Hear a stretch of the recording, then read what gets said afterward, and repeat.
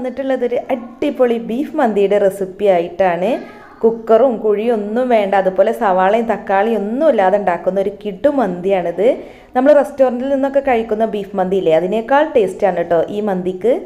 അപ്പോൾ ബീഫ് മന്തി ഉണ്ടാക്കാൻ വേണ്ടിയിട്ട് ഇപ്പോൾ ഞാനിവിടെ 1 കിലോ ബസ്മതി റൈസാണ് എടുത്തിട്ടുള്ളത്. ഞാനിപ്പോൾ സെല്ലാണ് കേട്ടോ എടുത്തിട്ടുള്ളത്.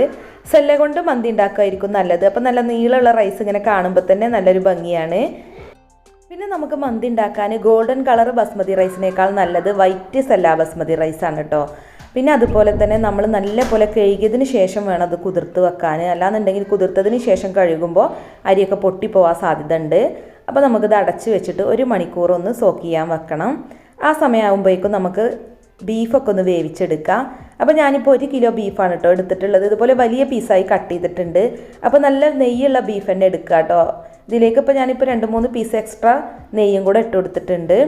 ഇനി നമ്മളിതിലേക്ക് ചേർക്കുന്നത് 3 ടേബിൾ സ്പൂൺ വെളുത്തുള്ളി ഇഞ്ചി പേസ്റ്റാണ്. പിന്നെ ചേർക്കുന്ന സാധനങ്ങൾ ഇതൊക്കെയാണ് കേട്ടോ. ഞാനിപ്പോൾ 2 ചിക്കൻ മാഗി ക്യൂബ് എടുത്തിട്ടുണ്ട്.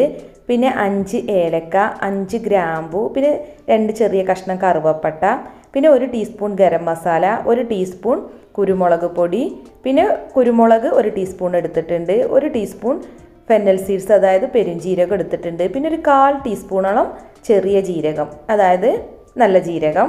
ഇനി ഇതിലേക്ക് ഒരു 1/2 ടീസ്പൂൺ മഞ്ഞൾപ്പൊടി ഇട്ട് കൊടുക്കുന്നുണ്ട്. മഞ്ഞൾപ്പൊടി നിർബന്ധമൊന്നുമില്ല കേട്ടോ, വേണമെന്നുണ്ടെങ്കിൽ ഇട്ടാൽ മതി. പിന്നെ ഒരു നാരങ്ങയുടെ നീരാണ് ചേർക്കുന്നത്.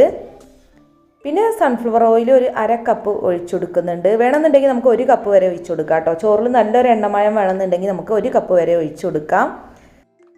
നമ്മൾ ചേർത്ത് ചിക്കൻ മാഗി ക്യൂബിൽ തന്നെ ഉപ്പുണ്ട്, അതുകൊണ്ട് കുറച്ച് ഉപ്പ് മാത്രം ഇട്ട് കൊടുത്താൽ മതി. ഉപ്പ് ചേർത്തിട്ട് നന്നായിട്ടൊന്ന് മിക്സ് ചെയ്യുക. അപ്പോൾ ഞാൻ ബീഫ് നന്നായിട്ട് കഴുകിയതിന് ശേഷം വെള്ളമെല്ലാം വാർത്തിട്ടാണ് കേട്ടോ അപ്പോൾ ഈ കുക്കറിലേക്ക് ഇട്ടിട്ടുള്ളത്.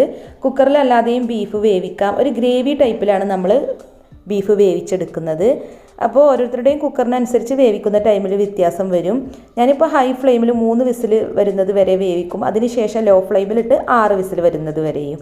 പിന്നെ കുക്കറിലെ പ്രഷറെല്ലാം പോയതിന് ശേഷമാണ് തുറക്കുക. അപ്പോൾ അത് വേവുന്ന സമയം കൊണ്ട് നമുക്ക് റൈസ് വേവിച്ചെടുക്കാം. അപ്പോൾ റൈസ് വേവിക്കാനുള്ള വെള്ളത്തിലേക്ക് 5 ഏലക്കയും 5 ഗ്രാമ്പും പിന്നെ 2 കറുവപ്പട്ട ഇട്ട് കൊടുത്തിട്ടുണ്ട്. പിന്നെ ഒരു നാരങ്ങയുടെ നീരും, വലിയൊരു നാരങ്ങയുടെ നീരാണ് കേട്ടോ. പിന്നെ ചേർക്കുന്നത് 2 ടേബിൾ സ്പൂൺ ഓയിലാണ്. നമ്മുടെ ചോറ് നല്ല സോഫ്റ്റായിട്ട് ഒട്ടിപ്പിടിക്കാതിരിക്കാൻ വേണ്ടിയിട്ടാണ് ഓയിൽ ചേർക്കുന്നത്. പിന്നെ ആവശ്യത്തിനുള്ള ഉപ്പും കൂടെ ഇട്ട് കൊടുക്കുക. നമ്മൾ റൈസ് വേവിച്ചിട്ട് ഊറ്റിയെടുക്കുകയാണ് ചെയ്യുന്നത്. അപ്പോൾ വെള്ളം നന്നായിട്ടൊന്ന് തിളച്ച് വരട്ടെ. ഇപ്പോൾ വെള്ളം നന്നായി തിളച്ചിട്ടുണ്ട്. ഇനി നമ്മൾ 1 മണിക്കൂർ കുതിർത്ത് വെച്ചിട്ടുള്ള അരി ഇതിലേക്ക് ഇട്ട് കൊടുക്കാം. വെള്ളമെല്ലാം കളഞ്ഞിട്ട് ഇട്ട് കൊടുത്താൽ മതി.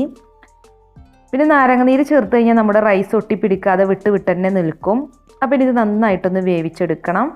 ഒരു 90-95% വരെ വേവിച്ചാൽ മതി കേട്ടോ. പിന്നെ ഒരു 15 മിനിറ്റ് നമ്മളിതൊന്ന് ദമ്മിലിടുന്നുണ്ട്.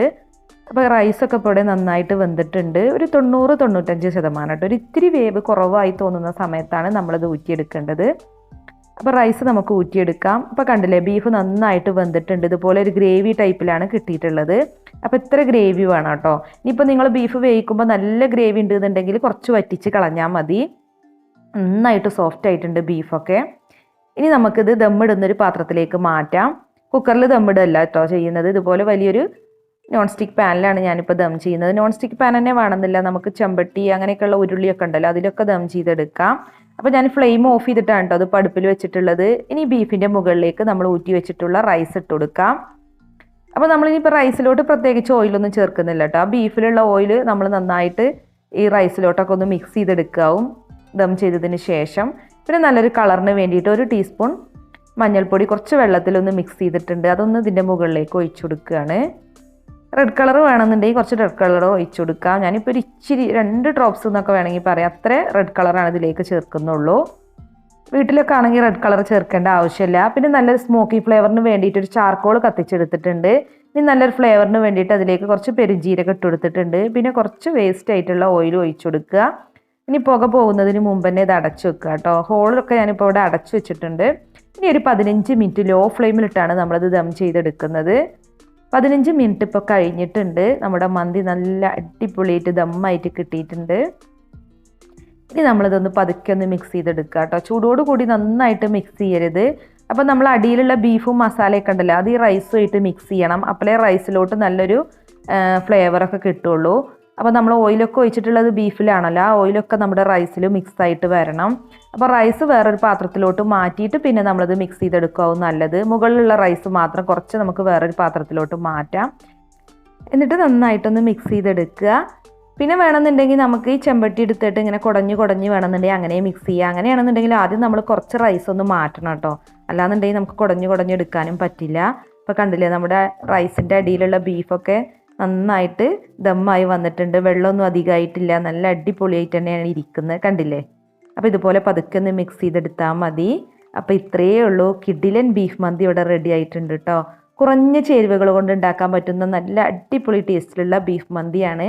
അപ്പോൾ നമുക്ക് വെള്ളിയാഴ്ച ദിവസങ്ങളിലൊക്കെ പെട്ടെന്ന് ഉണ്ടാക്കിയെടുക്കാൻ പറ്റുന്ന മന്തിയാണ്. അപ്പോൾ നിങ്ങളൊന്ന് ട്രൈ ചെയ്ത് നോക്കുക, നല്ല ടേസ്റ്റ് തന്നെയാണ്. എപ്പോഴും ചിക്കൻ മന്തി ഉണ്ടാക്കാതെ ഇടയ്ക്കൊക്കെ ഇനിയിപ്പോൾ ഇതുപോലുള്ള ബീഫ് മന്തി ഉണ്ടാക്കാം. പിന്നെ നിങ്ങൾക്ക് വീഡിയോ ഇഷ്ടമായിക്കണമെങ്കിൽ ലൈക്ക് ചെയ്യുക, ഷെയർ ചെയ്യുക, കമൻറ്റ് ചെയ്യുക. പിന്നെ നമ്മുടെ ചാനലിൽ ഇപ്പോൾ ഗിവ് അവേ നടക്കുന്നുണ്ട് കേട്ടോ.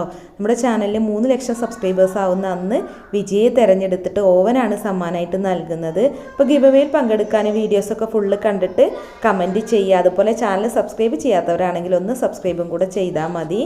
അപ്പോൾ മറ്റൊരു കിടിലൻ വീഡിയോ ആയിട്ട് നമുക്ക് വീണ്ടും കാണാം. താങ്ക്